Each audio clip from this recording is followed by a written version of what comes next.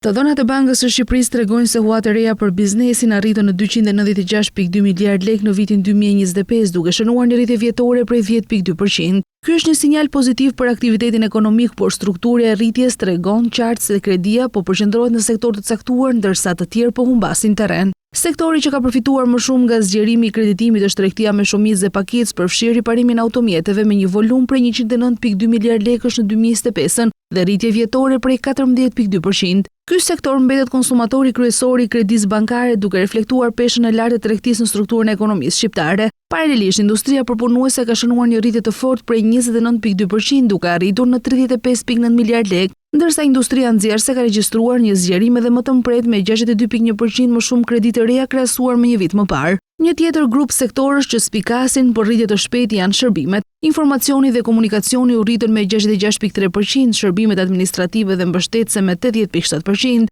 ndërsa aktivitetet financiare dhe të sigurimit shënuan një rritje shumë më të lartë prej 185.8%. Edhe aktivitetet profesionale, shkencore dhe teknike me 44.9% dhe pasuritë e paluajtshme me 35.8% tregojnë zgjerim të ndjeshëm. Në kontrast të fortë me këtë panoramë pozitive qëndrojnë disa sektorë kyç. Energjia elektrike dhe furnizimi me gaz pësuan rënën të ndjeshme në kreditimin e ri me 46.6%, duke zbritur në vetëm 13 miliard lekë. Bujqësia, pyet dhe peshkimi mbeten sektorët me peshë shumë të ulët në kreditim dhe me rënje të lehtë vjetore prej 3.2%, çka konfirmon edhe një herë vështirësitë strukturore të financimit të këtij sektori. Nga ana tjetër, rritje shumë të larta në terma përqindjesh në sektor si furnizimi me ujë dhe menaxhimi i mbetjeve me 402.9% apo administrimi publik me 188.9%, duhen interpretuar me kujdes pasi vijnë nga baza shumë të ulta dhe nuk ndryshojnë ndjeshëm peshën e tyre reale në totalin e kredisë.